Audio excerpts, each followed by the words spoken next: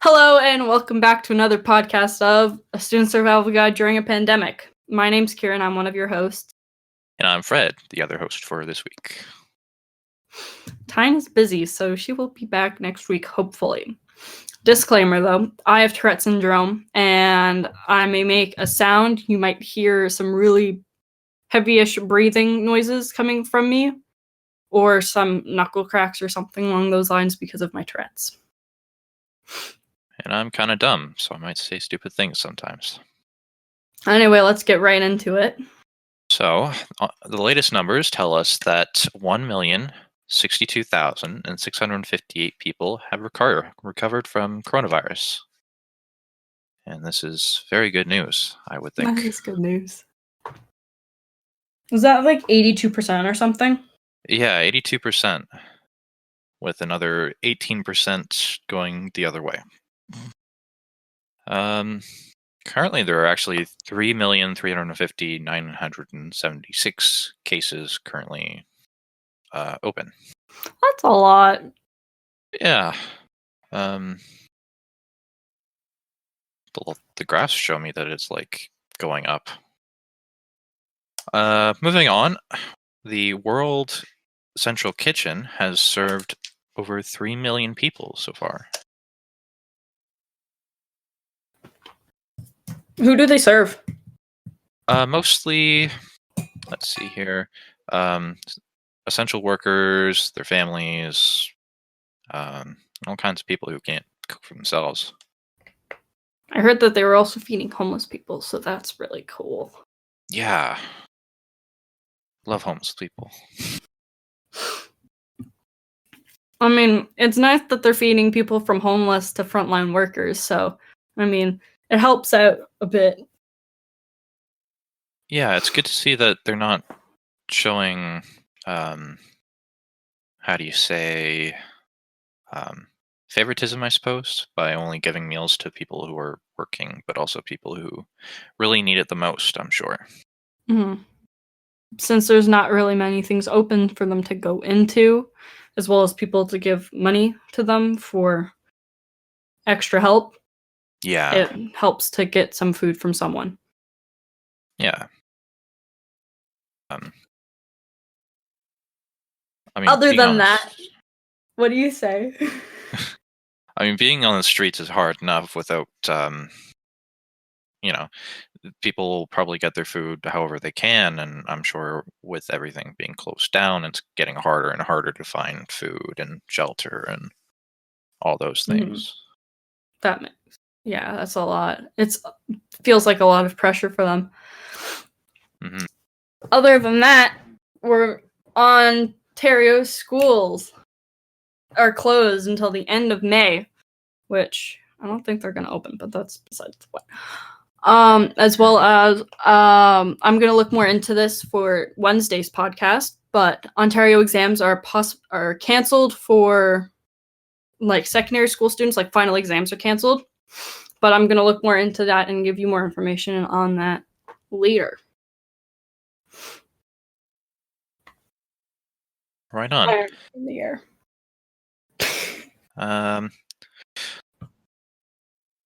There's allegedly a taxi in Spain that's giving rides to people for free.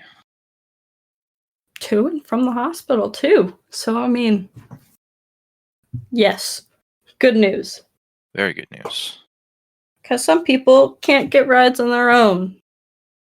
Yeah, and I mean, in Europe, a lot of people just walk or take the bus or other public transportation. So it's, well, I'm sure it's much more difficult to take public transportation. Yeah. And social distance at the same time. It's also helpful and fun to see that people are making masks for either family members, friends, different places. So, like, yeah, people are just making everything for everyone, like even just some food or leaving on front porches and things like that. So, yeah, that's fun and nice. Actually, at my workplace, I work at a Zehrs, and and the company buys lunch for their workers. My supervisor has given us masks that have been made by someone in the local area, which I think is really awesome. That is awesome. Of course, I can't use the masks because I have a beard. I mean, that could get them. No, just if you have a really long beard. If anyone has a really long beard, flip it up and put glasses on and a hat over it. Bam, mask. Bam, yeah. Oh my god, that's a mental image and a half.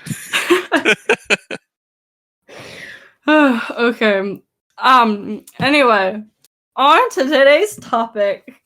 It is exercise. Big news, my dudes. Because exercise or even just walking around and getting blood flow reduces your stress and anxiety. So I mean, oh crap. Anyway, that's good for this. Yeah. I mean, I personally really don't exercise a lot. I mean, partially because I do work, but on my days off, it gets really hard to get out of bed and to get moving. So, I mean, sometimes I just get up and run around the apartment, but... Yeah, I barely want to get out of bed sometimes, but I have to because of the schoolwork I have. So, I mean, if you can't bring yourself to get out of bed and you can only get out of bed for like maybe some food or just breaks in the bathroom breaks or something along those lines, it might be helpful for you to just get dressed a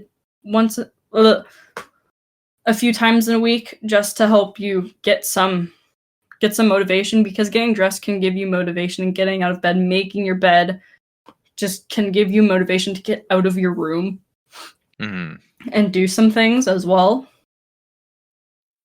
I mean, once you're up and you're moving, then there's little chance that you'll go back to sleep or stuff like that. So, but there's still a chance that you'll just sit down on either like a desk or at your couch or something and just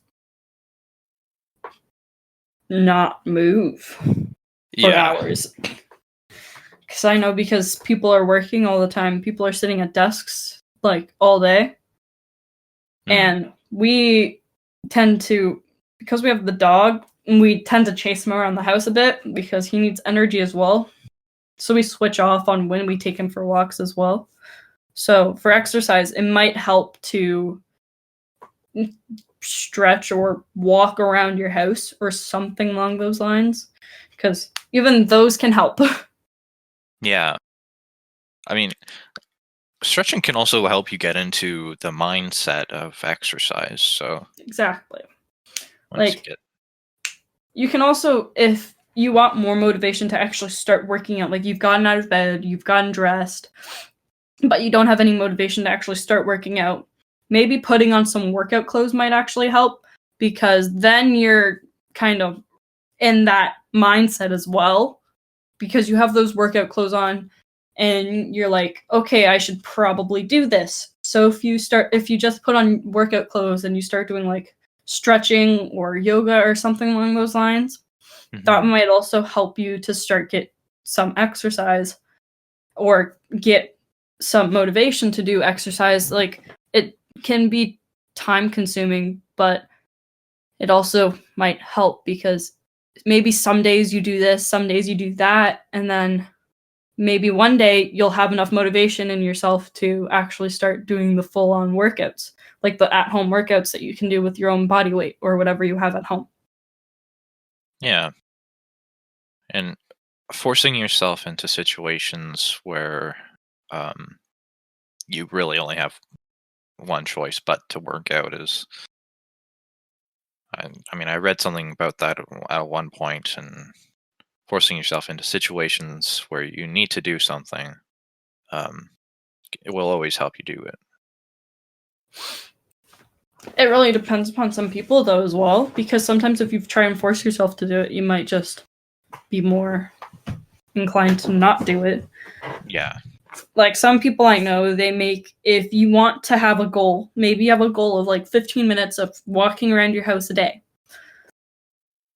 If you can't keep a goal to yourself, maybe you can make a goal to one of your friends online, or one of your friends that you can or a family member, or anyone you're with, or even not with. Like you can just text your friends and be like, okay, so this is my goal for this week, and maybe we can do something together to keep ourselves motivated to do this. Yeah. So that also might help some people. Something I love doing is, I tell my friends my goal, and then I tell them, feel free to call me an idiot if I don't do it. Because I would be an idiot. And that just holds me accountable for when I am an idiot and I don't do the things I say I'm going to do. I mean, like, you can even procrastinate with this as well. So that might be a little harder as well. Because if you procrastinate already with schoolwork or any work you have, it's going to be the same with the working out. So if you can't keep a goal to yourself or keep a goal to someone else, maybe you can just do, like we said before, like get dressed once in a while and start getting in the flow, or the natural, or just even the flow of doing something along the lines of keeping yourself motivated by getting out of bed, making your bed. You don't even have to get dressed for the first few days. Just do that, and then you can get dressed for a few days. Some days you can change into some workout clothes, and maybe that can help you with your motivation. Yeah. Because different things work for different people. So yeah, I'm making a lot of arm movements. I look like a fairy. I mean, I often myself make arm movements when I'm talking to people, and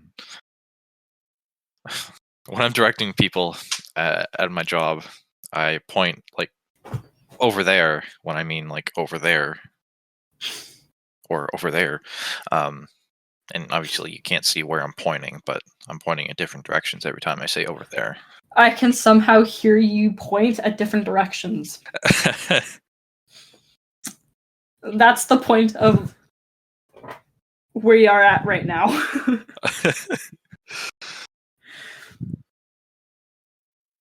Anything else you want to add to maybe helping people with some exercise or anything that we might need help with? I love doing push-ups. Just when I ever get the inkling to do it, just go on down to the floor and just start pushing up.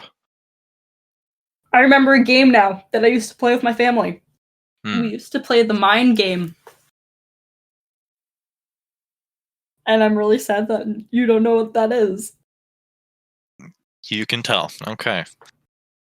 But it's a game where if you have people in your household, if you say the word mine and someone catches you, then you have to do 10 push-ups.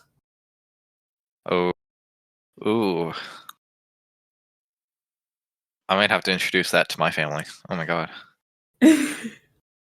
Like, you can do it with any word, but most people do it with the word mine. I don't remember where we found this, but I think it was the corridor digital. I think that's where we found it from. So, I mean, that's fun. And we used to play it all the time. And then we kind of just stopped.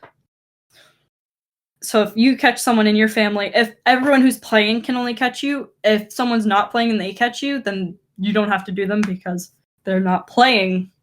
So it doesn't count. Right, yeah. So it's kind of a game of chance if they'll catch you or not. And then you can do it with anything. Like you can do, if you can't do push-ups, try it with sit-ups. Or if you can't do that, just do something with your body weight, or like a 1 minute plank. Do it with something like that, or anything that includes your own body weight that you can do then and there. Yeah.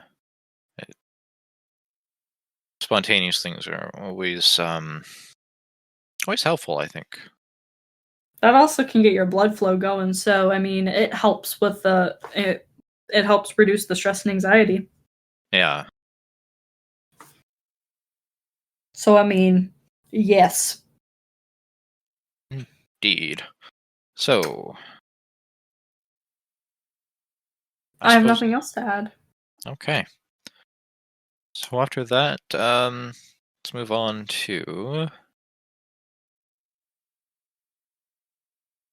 the government easing into opening. Oh yes, I forgot to talk about that. Oh my goodness. I am sorry. Thank you for all good. reminding me. Yeah. Okay. So this is the last thing I think we'll talk about. Yeah. Sounds good. Okay, so the last thing we'll talk about today is that how the Ontario government and how they will ease back into things. This was, I think, put out on Monday. This article was put out on Monday. It's a 3-step program to get back to normalcy. Words that I cannot pronounce, but that's besides the point. So for the province reopening, they will start with like select workplaces openings, such as public health guidance and outdoor places. They'll start off slow, and each of these will last to 2 to 4 weeks. The next thing they will do is a risk assessment, and they will open up service industries and retail industries, or stores or anything. They will also allow some large gatherings, but not a lot, but just a little bit to keep things low, and that will last 2 to 4 weeks, as all of them will. And the last one, they will start relaxing restrictions on public gatherings. So they will open up all workplaces responsibly, and concerts and sports will still be restricted for the future, though. So that's about it, I think. Right on. I mean, it's a good thing that we're easing into it rather than just opening up. I feel like if we just opened everything up, everything would just explode and everyone would be like, I can't do this. Yeah. I'm making a lot of random gremlin noises now, so I mean... Nice. I mean, the island of Hokkaido in Japan recently opened up, and they immediately closed back down after they saw that their numbers go up. Mm-hmm. So I think anyone who decides that the economy is more important than people right now is probably going to be on the wrong side of history. Mm-hmm. I think that's it. Awesome. I think that's it for today. Thanks for listening, and hope that you guys listen next week. Even though I'm sorry for this week because I didn't post it on Wednesday like I usually am. But, what can you do? I got busy, and I couldn't, deal with the stress of it, so I started waiting, and then my partner, they kind of got busy as well, so, yeah. I mean, at least it's going out, right? I mean, yeah. I wanted to get it out either Wednesday or Friday, so I'm going to start posting either Wednesday or Friday instead of, Monday, Tuesday, or Wednesday. I'm going to start posting Wednesday or Friday because then it gives me some time for the week to slow down and get my homework done as well. So, yeah. Right on. I suppose we have been your hosts. I was Fred. And you know me. I'm the one that's always here. Thanks for listening. Bye. Bye.